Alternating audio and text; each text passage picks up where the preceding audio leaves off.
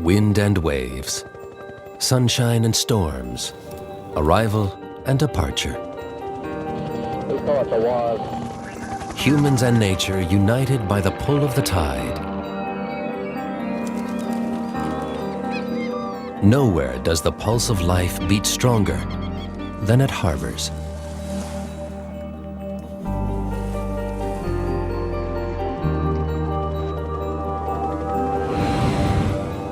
Today, we'll explore the fascinating port town of Punta del Este.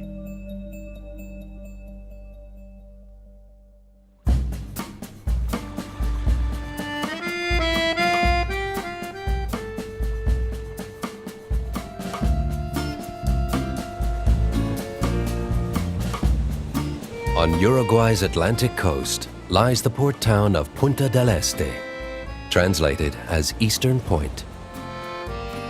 Once a hideout for pirates, the town is now a holiday resort. Every summer, it welcomes thousands of visitors and is especially popular with the high society of neighboring Argentina. From December to February, Punta del Este's luxurious holiday apartments are fully booked. But just a short distance away, nature remains unspoiled.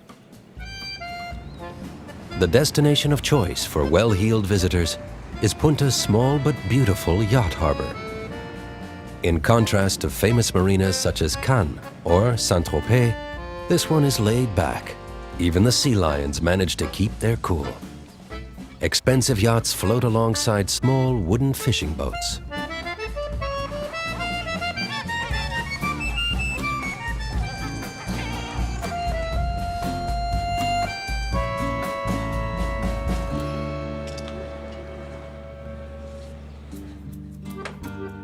This is Carlos Ferreira, Punta del Este's harbor master.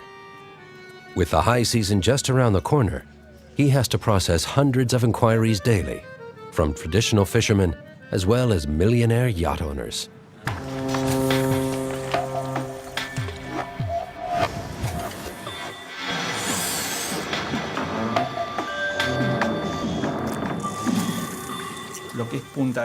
For most of the year, around 200,000 people live in and around Punta del Este. During the high season, the population skyrockets to 900,000. Almost all the visitors make their way to the harbor. That includes celebrities who walk around the harbor or board yachts there. But we don't know about them. Or at least we don't let on that we know about them. Celebrities are drawn to Punta del Este's harbor because of the peace and privacy it offers. For many, it's a rare opportunity to take a walk without a bodyguard.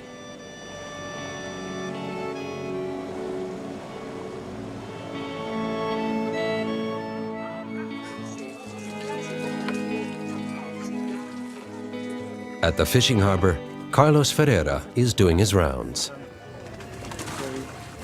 The marina is something of a showcase for the town, so Carlos is constantly making sure everything is clean and tidy.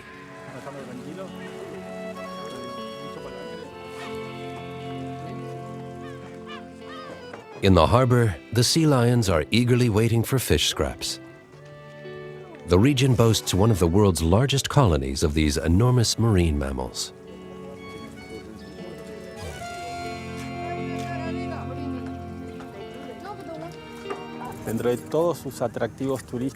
Of all the marina's attractions, the sea lions take center stage. They can often be seen waddling up to the fish stalls where the fishmongers oblige by feeding them scraps.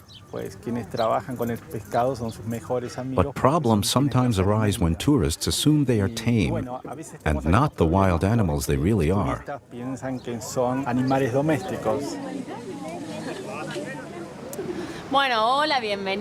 Hello and welcome to the painting class. First of all, we'll connect through our breathing like this. We close our eyes, fold our hands, and take a deep breath.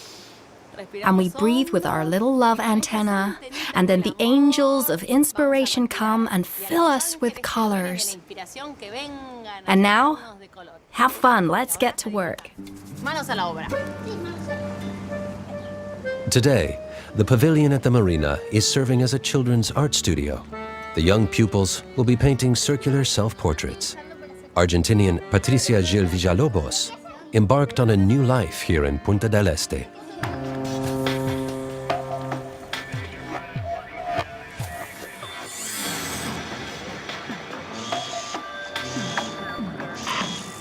I was a workaholic. I just didn't stop. I'm still like that now, but it used to be a lot worse. By the time I was 19, I'd already founded an advertising agency. I did a lot of work for multinational companies and employed up to 800 promoters. And in the midst of it all, I felt myself losing my soul. And if I wanted to be happy, I had to change something. It started with me asking myself, is this it? Or is there something more?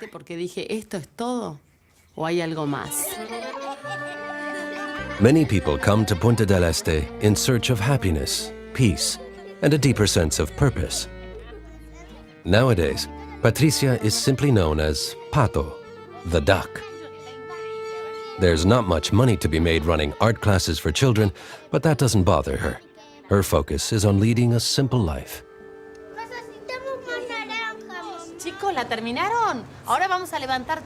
Okay, kids, are you finished? Now we want to see your portrait mandalas. Hold them up. Oh, wow, they're beautiful. The emblem of Punta del Este is a sculpture on the beach that represents the fingers of a drowning man. It serves to warn swimmers of the strong current. But the surfers don't let that put them off. Punta del Este is booming. New luxury residences continue to spring up around the harbor. But the surrounding area is characterized by long sandy beaches and modest villas. Heading north on the coastal road, you quickly leave the town behind you.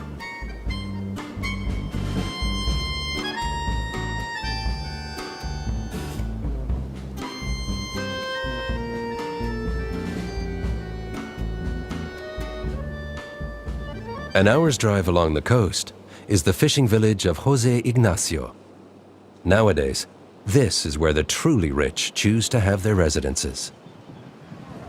There's only one beach restaurant in José Ignacio. In the past, it was a little-known gem. Now, even before the high season starts, you have to reserve long in advance to have any hope of securing a table. Today, famous names are on the guest list, and people are already waiting for them. Paparazzo Pablo Creinbull hunts down celebrities for Argentinian gossip magazines.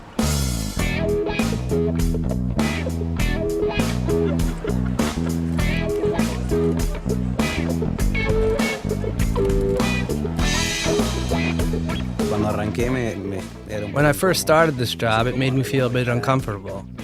Of course, it's silly to hassle someone, but it's my job to take photographs. The fact that it makes people angry isn't very nice, but you get used to it. At some point, I even started to enjoy it.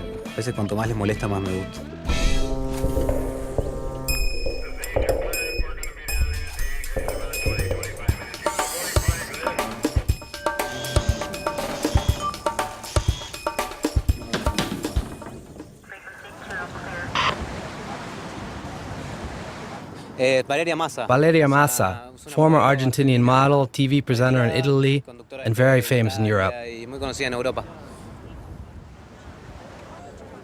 Now and then, Pablo still takes more serious photographs, but he now finds them boring. He's at home in the world of happy snapping, even if it sometimes gets him into trouble. There are celebrities who don't like it, but that's how they earn their money, so it benefits them as well. Magazines like Caras, Hola, and Pronto have a lot of readers in Argentina, and most of the celebrities like that. There are others who suddenly get angry. For example, if we take a picture of them with a new girlfriend or with their children, and suddenly they don't like it, but mostly there aren't any problems at all.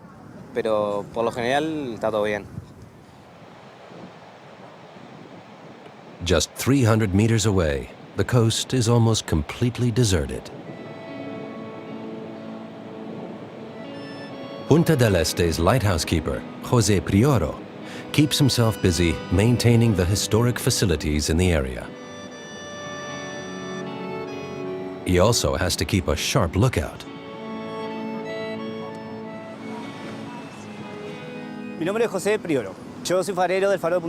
I am the lighthouse keeper. I have been doing this job for 16 years. I started out as an assistant to the old lighthouse keeper. Now I am the lighthouse keeper. Everything about this job has always fascinated me. Back when I was still the assistant, I tried to learn everything I could, every detail. There's something gripping about the job because we save lives, and this light shines at night. It's a combination of pride and passion.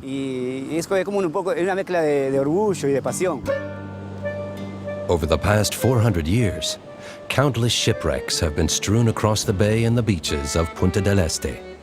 Sea battles and bad storms have left their mark on the area. Jose and his colleagues are working to make sure that seafaring is now much safer.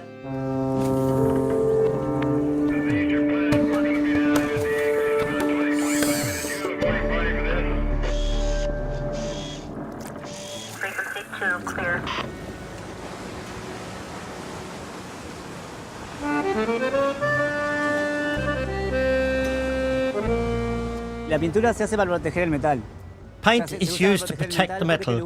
We do this because there's a lot of saltpeter in this area. The salt contained in the rock rises up and sticks to the metal, which then quickly corrodes. And because you can't keep coming back to do repairs all the time, this kind of maintenance is a huge help. If you do it once, it's good for a couple of years. The paint strengthens the metal and keeps it in good condition too.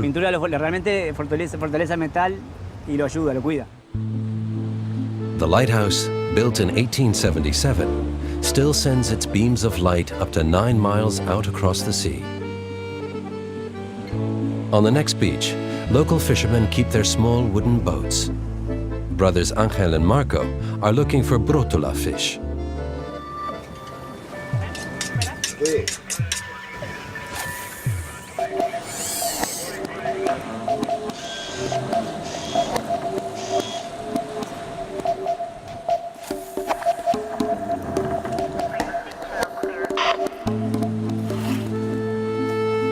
Sitting incongruously next to the holiday houses of Jose Ignacio, you'd be forgiven for thinking the fishing boats are merely a backdrop for tourist photos. But while visitors might find the scene picturesque, the boats serve a very practical purpose. The fishermen catch the brotula using a simple tow line. They tie small pieces of fish to it that act as bait. 300 of these pieces must be painstakingly attached by hand.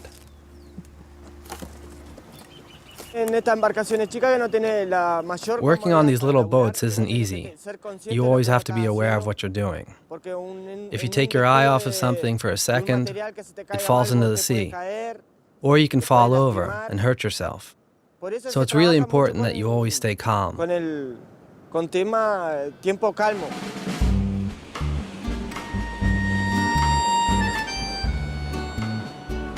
Today, the weather looks good. But that could soon change. According to the forecast, there'll be gusts of wind in the afternoon.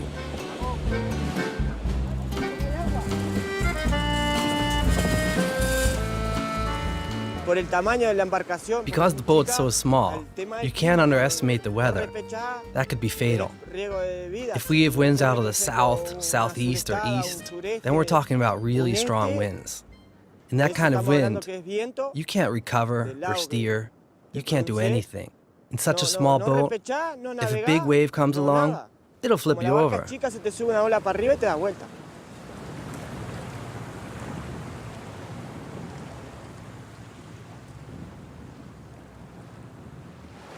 Eight kilometers from Punta is the Isla de Lobos, home to the fishermen's biggest rival, the sea lion. Their colony is a designated conservation area. The huge animals are threatened, largely as a result of environmental pollution. Sometimes they're also killed by fishermen when they tear fishing nets.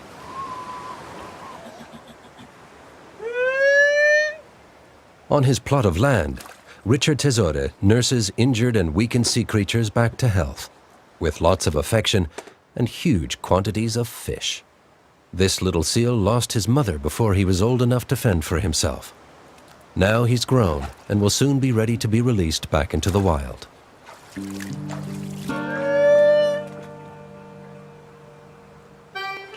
Another animal often washed ashore is the Magellanic penguin. These birds pass through the region on their way to Patagonia. When walkers come across them, as in this case, they call Richard for help. Richard's devotion to the animals takes up most of his time. He's largely dependent on donations.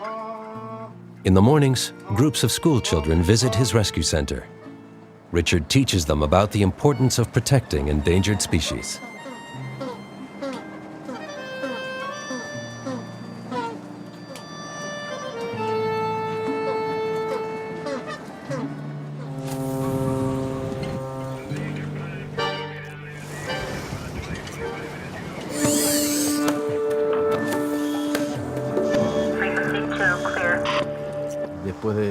I lived abroad for a few years, and when I came back I realized that no one was looking after the injured animals that turn up on the coast.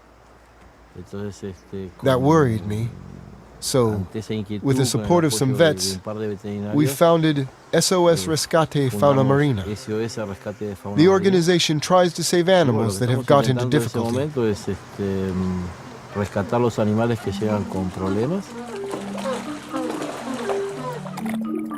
Every year, Magellanic penguins migrate almost 8,000 kilometers from Brazil to Patagonia. But only halfway through their journey, these ones were hit by an oil spill. The oil causes their feathers to lose their waterproof quality, causing the animals to freeze. This group made it to the safety of the beach.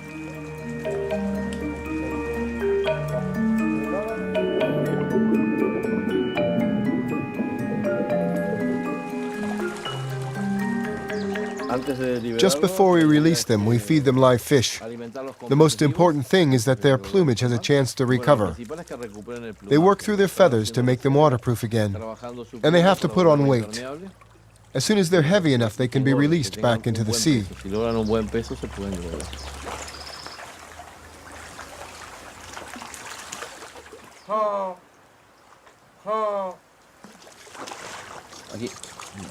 When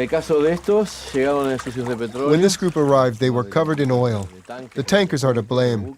The birds have to be cleaned with water and detergent and fed a lot of fish for 60 days. When they get here, they're emaciated.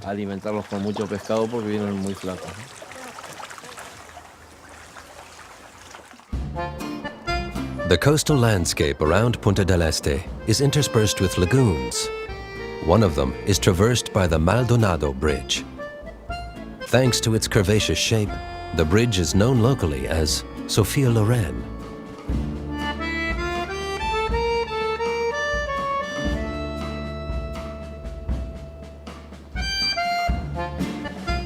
The bridge over the next lagoon has stood unfinished for years. Construction was never completed. Instead, a ferry transports people and cars across 7 days a week.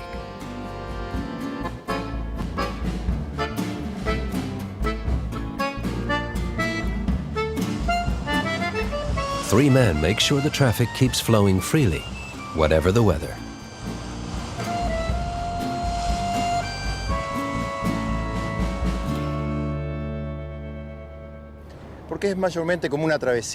It's almost like a symbolic crossing. It's a means of travel that now exists only in a few places. That's precisely why so many people come here to travel on the ferry, to see what it's like to be on the water with a car. Most of them tell us that it's completely different somehow. The ferry isn't much more than a pontoon to which the men have attached a motorboat. It's powered by an outboard motor that only has 30 horsepower. Still, it works better than a half-built bridge.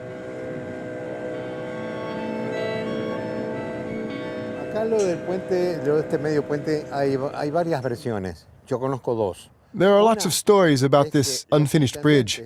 I know two. The first one goes like this. The mayors of Maldonado and Rocha agreed to build a bridge. The one from Maldonado did his bit, and the one from Rocha did nothing. In the second story, there's an Argentinian who owned a lot of land on the other side. He was keen to sell his land, So in order to attract buyers, he said he was planning to build a bridge. By the time the bridge was only half finished, he'd already sold all his land, and that was the last anyone heard of him. So we don't know what really happened. No se supo más nada de él. Así que la verdad no sé cuál es. No sabemos la verdad cuál es.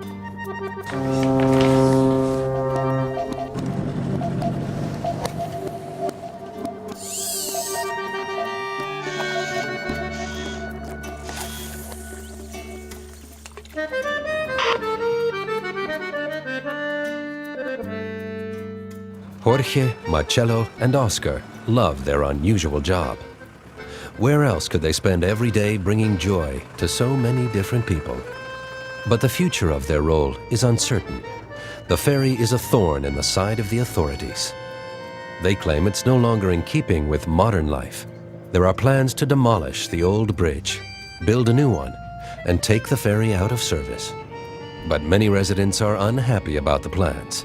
There's already a campaign to retain the antiquated ferry. People are afraid that a new bridge would destroy the lagoon's unique charm.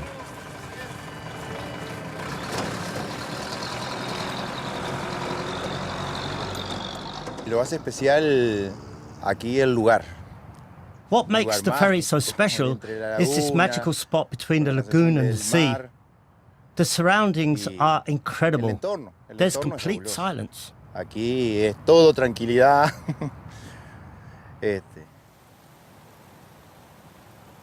The lagoon landscapes around Punta del Este are home to several animal species that can live here relatively undisturbed by the hordes of tourists.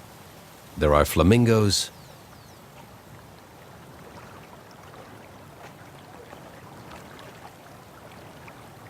crabs, and rare birds.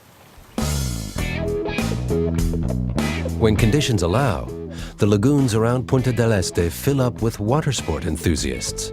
The area is particularly good for kite surfing. The water is flat in many places and is no deeper than half a meter. A large sandbank serves to hold off the strong waves that roll in off the Atlantic.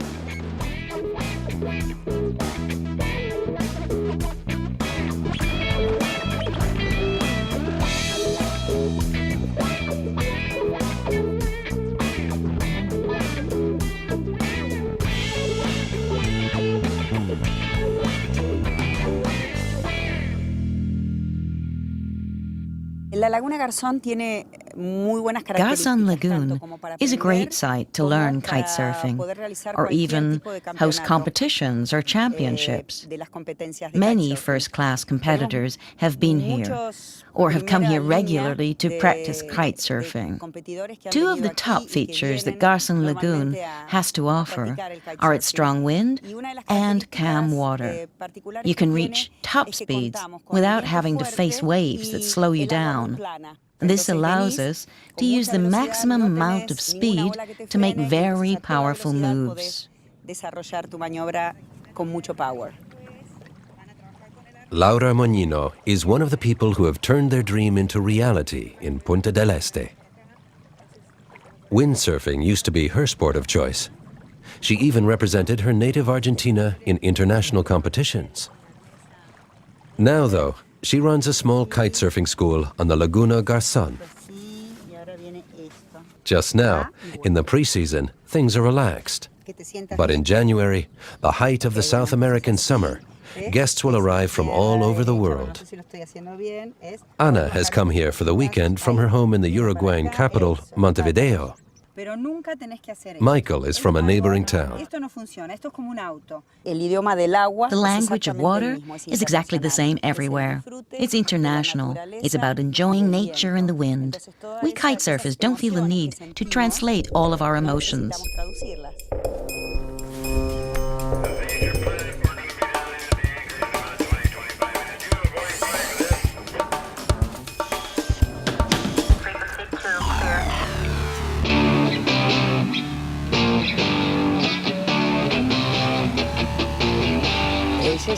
In windsurfing, I became the South American champion for the category raceboard class.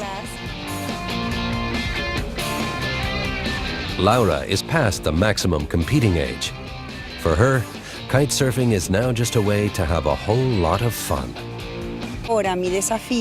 So now the great challenge I face is to learn new tricks with a kite. That's also what keeps me so entertained, being in the water and learning new tricks. It's just like what we do in everyday life. Learn new things.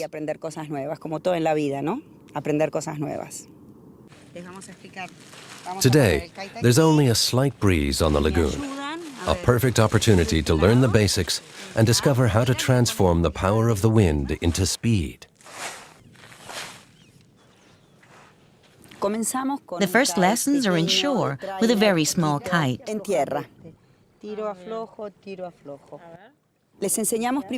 We first teach them the basics, how and where to fly the kite. And that's also what's most important, to explain to them what the window of wind is. The lesson begins with a small practice kite. Keeping the kite in the air demands a lot of dexterity. But it's like learning to ride a bike. Once you know how it works, you can soon do it without even thinking. Y es muy lindo, es raro. Es como que usas el viento, bueno, que hoy estamos probando a ver si viene, y es interesante. Esa, bien, Ana. Uy, que no se caiga. Oh. The peacefulness of the area is also what brought Pato to Punta del Este. On her quest to find a more balanced way of life, she first made a commitment to herself, and then to a Uruguayan surfer. He's now her husband, and the father of her 2 children, Satya and Bindu.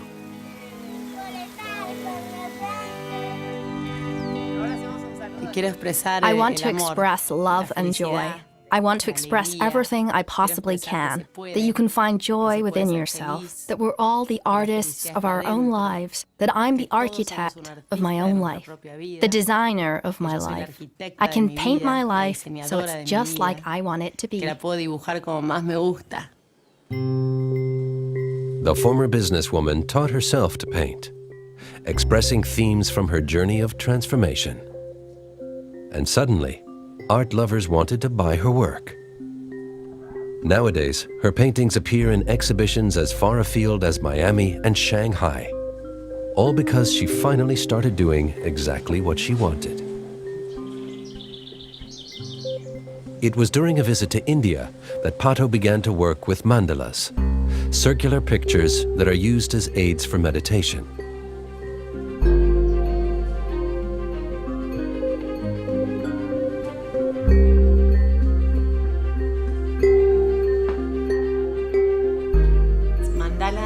Mandala means magic circle in Sanskrit. It means ring. We are naturally responsive to circles. The Swiss psychologist Carl Jung spent a lot of time researching them. Hearing mandalas, drawing mandalas, working with mandalas has a healing effect. Everything in life is really a mandala. Mandala also means origin, center, the point from which life flows. We humans put our trust in straight lines, but the mandala is present in everything, in the movement of the wind, the way the sea moves, the planets, the way the earth moves around the sun. Everything is circular. Todo está en forma circular.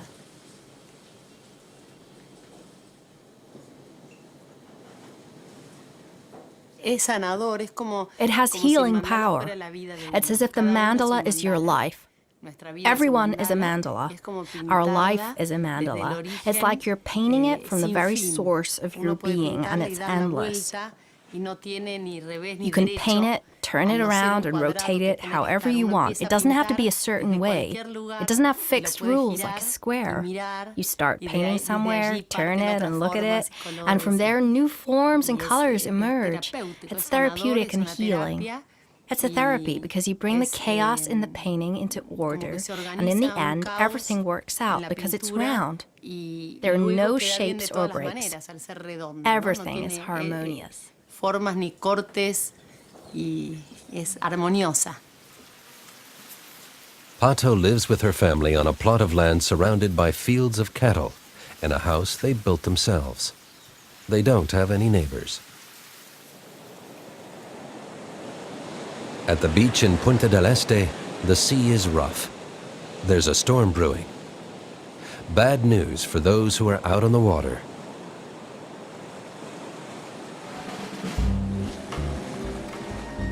In spite of the weather, Angel and Marco are keen to cast their tow lines so the day won't be completely wasted.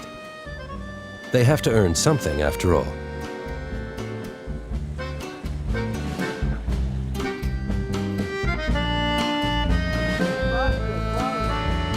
The black flag warns other boats that there's a line here.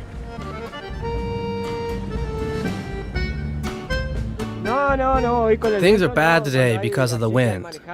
Then there's a swell like this, and the fish swim farther out, but it's not safe to take the boat more than an hour away from the shore.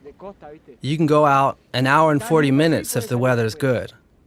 But if the wind catches you out there, you won't be coming home again.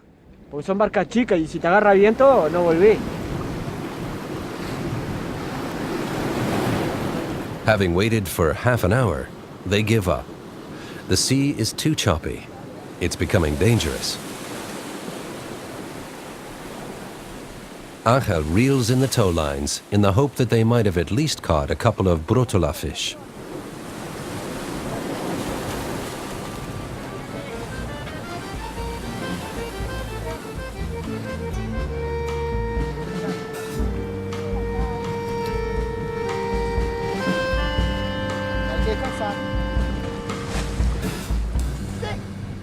Today is terrible for fishing. One solitary fish. There's nothing to do but laugh at the situation. A kiss for the poor fish. Then it's time to head back to the shore.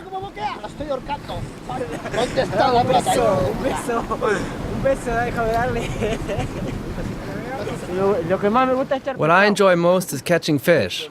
If there aren't any fish, I get mad and feel terrible. If you catch fish, you earn money. If you don't, you go home empty-handed.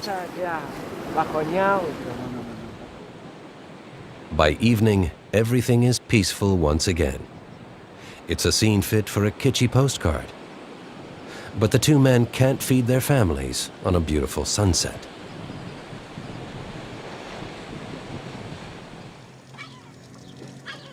Richard, the conservationist, has chartered a boat so he can take a trip to the Isla de Lobos, the island of the sea lions. The Wildlife Protection Agency has granted him special permission to do so. Otherwise, traveling into the protected area would be forbidden. Richard's aim is to learn more about how sea lions behave in the wild, and the best way to do that is on the ground. The sea is rough again today, but the waves aren't a problem for Richard's chartered motorboat. After just 15 minutes, the island of the sea lions is already in sight.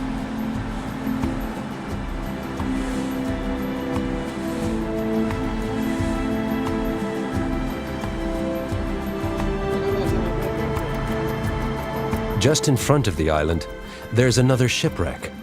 This one is used by cormorants as a nesting site. There's no harbor on the Isla de Lobos, so men from the Coast Guard collect Richard in a rubber dinghy.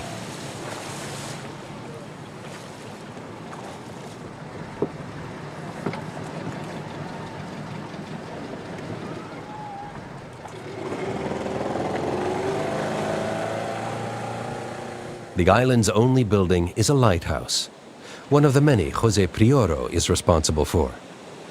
The only residents here are an estimated 200,000 sea lions and seals. The sea lion's calls make for an eerie atmosphere. It's mating season, and the bulls fight each other for dominance. Violent altercations that often end bloody.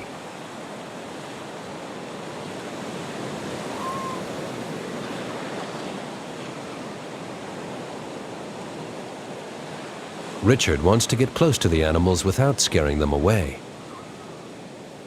One of the ways he does this is to avoid standing upright. Instead, he crouches. With a few movements and noises, Richard becomes one of them.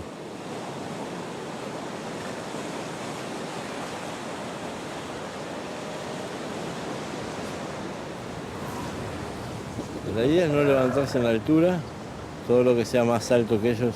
You shouldn't stand up. Los asusta. Anything bigger than them scares them. It's mating season, so lots of hormones are in the air. Normally we could go closer, but it's difficult at the moment. They're all pretty nervous, and they're hissing. Están todos nerviosos, entonces está bueno, pero el lugar increíble.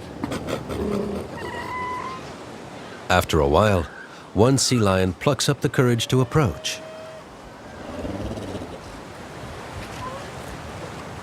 El relacionarse y acercarse para mí es Being this close to them is wonderful. On the one hand, they're very shy, but they're also incredibly curious. Despite their natural cautiousness, these marine mammals have suffered in the past. At one time, they numbered in the millions. But after they were hunted relentlessly for their leather and oil, the population shrank to 10,000. In South America, though, their numbers are on the rise once again.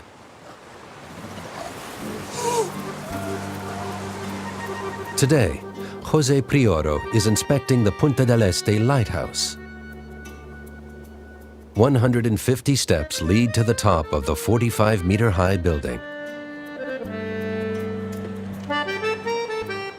The lighthouse's machinery was made in France.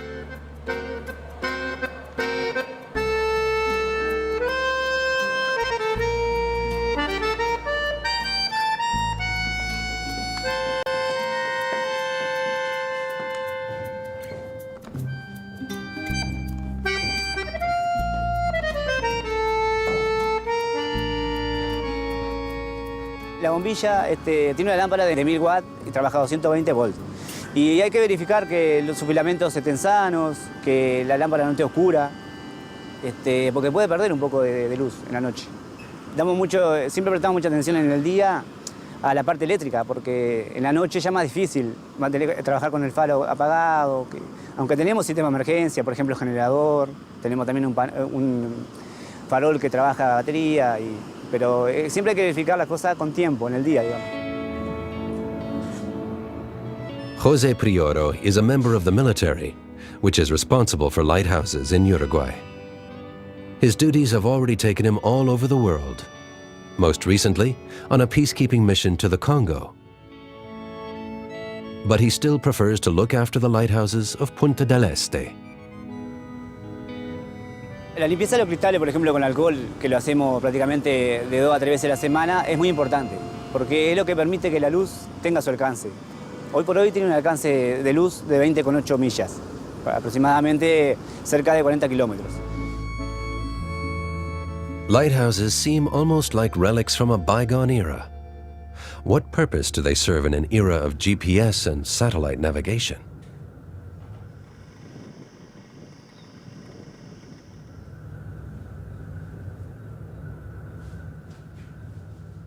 Todo aparato que es creado por el hombre puede tener su falla, digamos. Y un GPS puede fallar en la noche. Pero el faro tiene varios sistemas de emergencia. O sea, como que de repente capaz que es más seguro avistar la luz de un faro en la noche, que si falla porque hay un corte de luz se puede encender un sistema de emergencia, inclusive otro después en caso de que falle el segundo. Y es una luz que va a estar prendida siempre. Por eso yo creo que nunca va a dejar de ser importante. Para mí como que es súper importante. Today, the wind is finally strong enough for Laura Moñino and her kitesurfing pupils. At the Laguna Garzón, the two beginners will brave the water for the first time.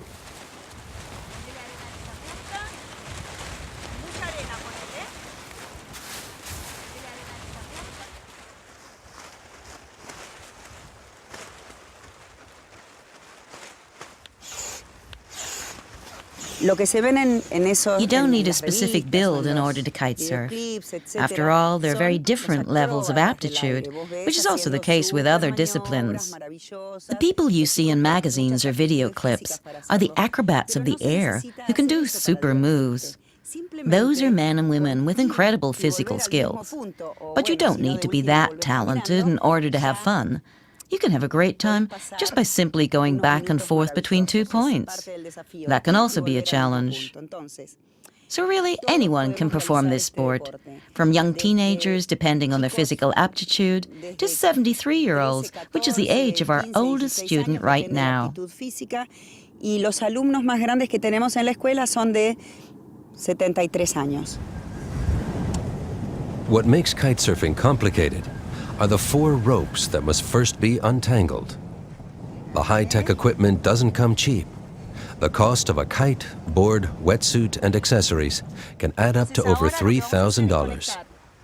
When the wind is as strong as it is today, beginners can quickly find themselves being blown away. Laura shows Anna and Michael how to keep the board attached to their feet.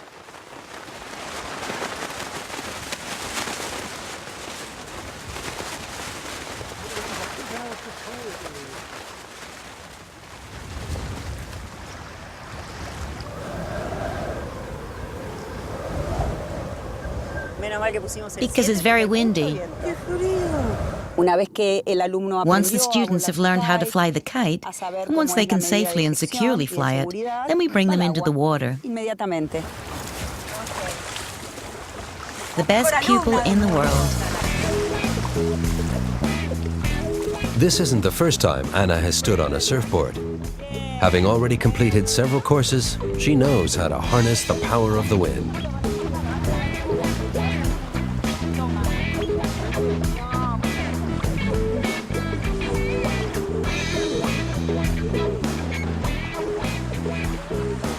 The feeling you get from moving on a board at full speed is unbelievable, and above all, liberating.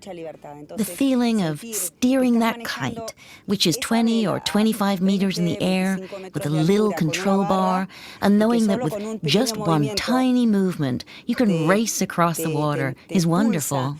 Con esa velocidad sobre el agua es maravilloso. Now it's Michael's turn. Today is his maiden voyage.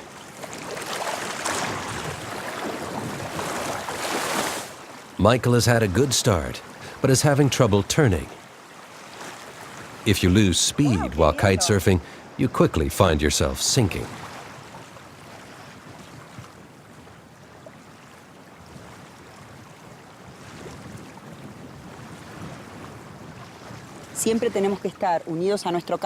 We always need to remain attached to our kites so we can recover them or leave the water. There's a special technique for going ashore or safely reaching the beach with your kite. The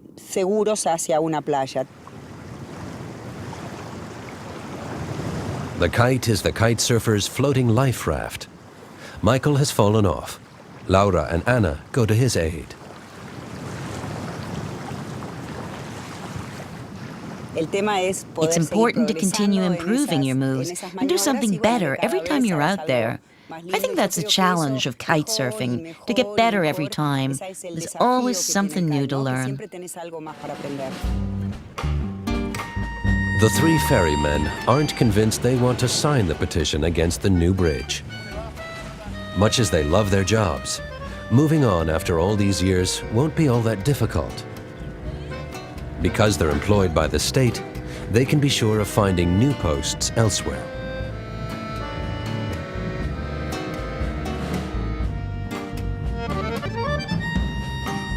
Today, Harbor Master Carlos Ferreira has to carry out repairs. The season is about to begin, and before the tourists descend on the town, everything must be picobello.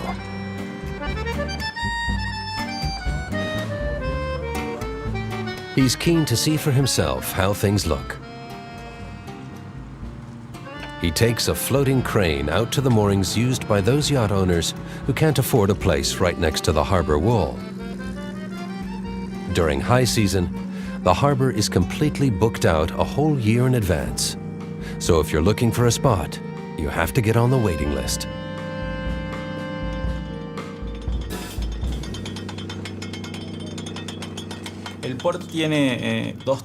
The harbor has 2 seasons. High season in the summer covers December, January, and February. During those months, demand exceeds supply by 50%. For the rest of the year, the low season, the harbor is only half full. That's when we have the time to carry out repairs.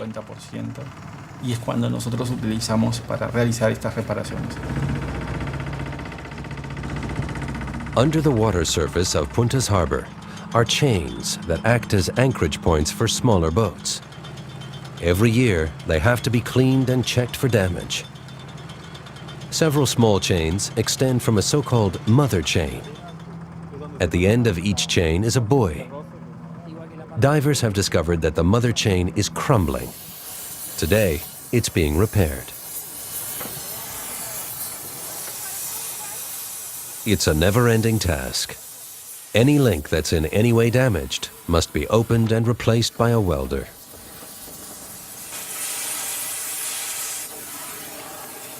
For Carlos, it's back to the office. He has more emails to answer.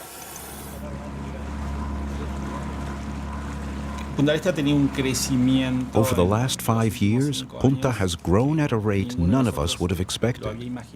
And if we look at the most important places, including Punta's harbor, it's clear that this development is still happening. There's no end in sight.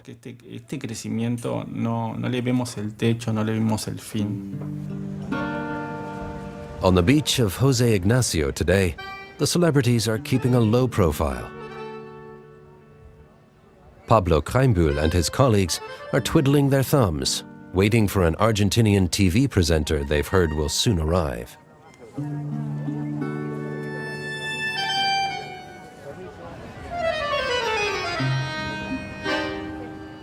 Waiting around gets a bit boring, and sometimes you have to wait for 2, 3, 4, 6 hours. There have been times we've waited for hours and not gotten a single shot, though we normally do. It's not really all that boring, but at the start it was really annoying. I've been taking pictures like this for 5 years, and you get used to it after a while.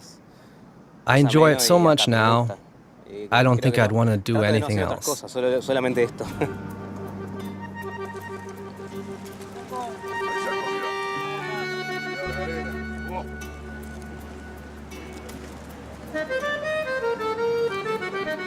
Today, Richard has decided to go for it. He's taking his seal for a walk to the beach. He wants to see whether the little one can be tempted back into the sea.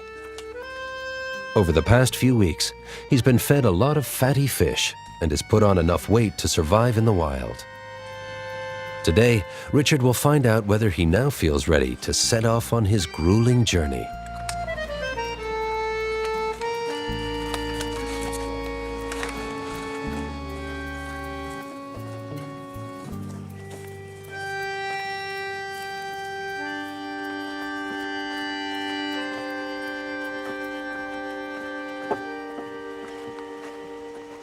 Richard can never say exactly when the time is right for an animal to return to the sea. It's different in each case. Some are reluctant to leave. Others can hardly wait to get back into the sea.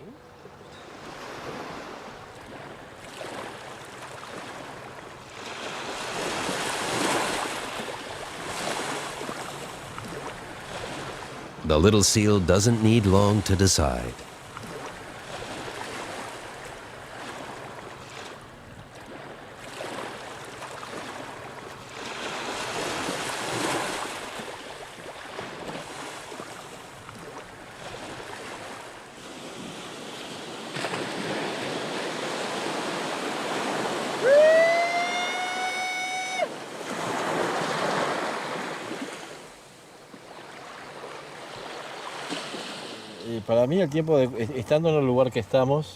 Because we're so close to the sea, the animals can decide for themselves when to leave. In the past, when we reintroduced animals to the wild, they sometimes came back. That also happens with the penguins. Sometimes they come back too. Because we're so close to the beach, they can come and go as they please. And when the time comes for them to finally leave for good, then they do so.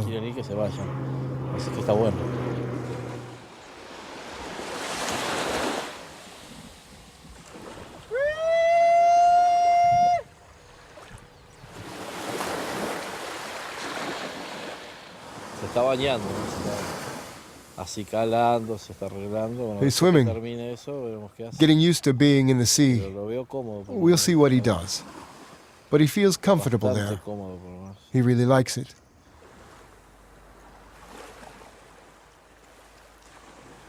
No, si se va he's bien, doing no. well. Este se está haciendo Everything's bien, gone smoothly. Este está haciendo bien, Mission así que, accomplished. Sometimes I think it's a shame I have to stay here. misión It'd be cumplida. nice just to go with them. Siempre digo, a veces me molesta tener que quedarme, pero estaría bueno poder seguir con ellos. Pero bueno.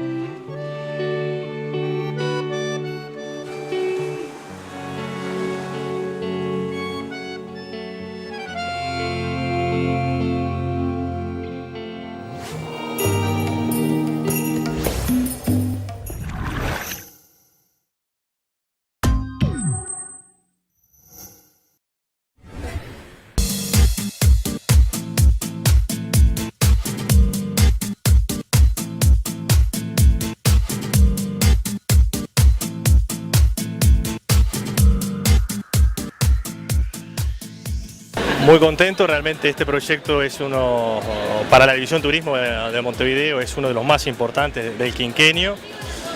Este proyecto, el de bus turístico, en realidad es un viejo anhelo de la Intendencia de Montevideo, allá por aquella época, en el 2000, cuando Liliana estaba como directora de turismo acá en la Intendencia de Montevideo, ya se había realizado un llamado a licitación por lo de bus, después bueno, un poco vino la crisis y no prosperó el proyecto. Nosotros retomamos ese proyecto hace un año y medio aproximadamente, también los privados de alguna manera manifestando que Montevideo se merecía tener un bus turístico como las principales capitales, las principales ciudades. Y bueno, de alguna manera recogimos el guante, nos pusimos en contacto con algunas experiencias a nivel internacional, lo que tiene que ver con ciudades que brindan este servicio de bus turístico. Y concretamente con aquellas ciudades, con los gobiernos y con las direcciones de turismo donde tenemos un vínculo muy fuerte de trabajo hace muchísimo tiempo, como es con Buenos Aires, con Porto Alegre, Cádiz y Madrid.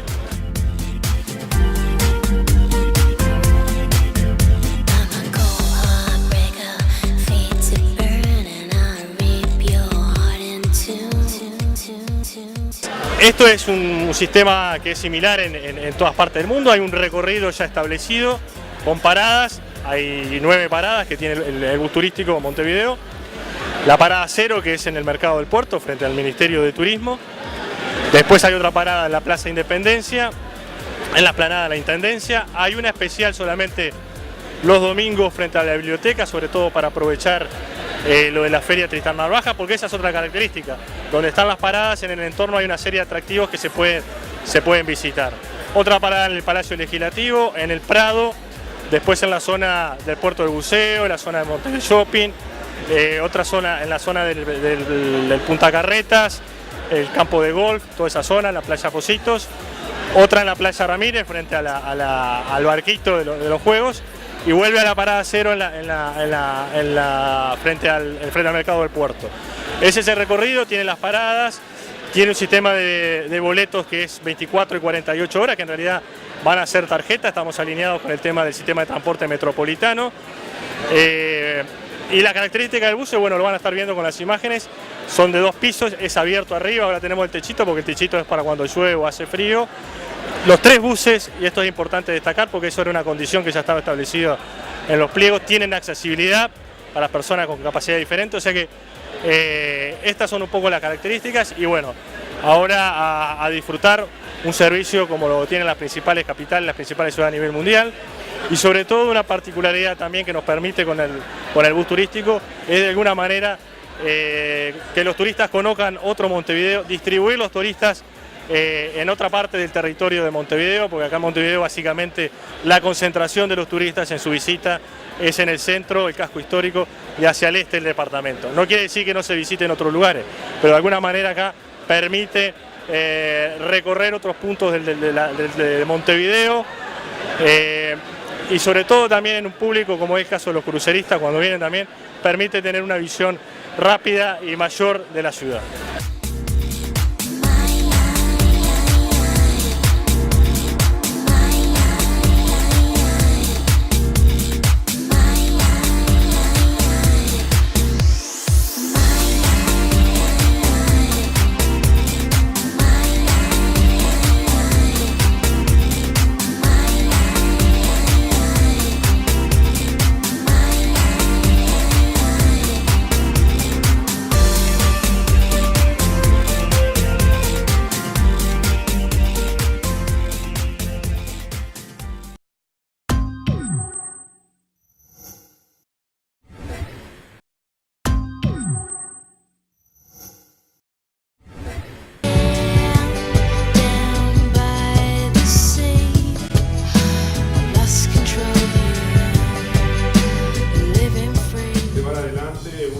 Para posicionar la marca país, Uruguay natural. Este evento que tuvo como objetivo presentar algunas de las actividades que vamos a realizar con un paseo por los sentidos en el año 2013 entre todas las instituciones que lo integramos, son el Ministerio de Turismo y Deporte, Uruguay 21, el Instituto Nacional de Vitivinicultura INAVI y el Instituto Nacional de Carnes INAVI. Y se aprovechó además la oportunidad para presentar un libro, un catálogo sobre la cocina uruguaya que se llama Uruguay Cocina, en el que se reúnen recetas de los 19 departamentos con chefs seleccionados por cada uno de los gobiernos departamentales, acompañados básicamente platos elaborados en base a carne y pescados uruguayos, acompañados todos por muy buenos vinos nacionales. Y además, bueno, este evento sirve para mantener un encuentro con los representantes de los distintos gobiernos departamentales que son fundamentales en esta tarea de promover el concepto y la marca del Uruguay natural a nivel de nuestra población a los efectos de fortalecerla como marca propia que nos ayude a un mejor posicionamiento de nuestro país en el mundo. Vamos a participar en ferias internacionales vinculadas al sector agroalimentario y al turismo, apoyando en conjunto las 4 instituciones las acciones que cada uno de nosotros emprenda, porque la marca Uruguay Natural y los componentes que encierra el programa Un Paseo por los Sentidos son esenciales para ayudar a dar a conocer mejor al país, no solamente como productor de buenas carnes y buenos vinos de primera calidad que el mundo demanda, sino también como un destino turístico y un país muy apropiado para hacer negocios y radicar inversiones, ¿no? Que es lo que a nosotros particularmente en nuestra agencia nos interesa.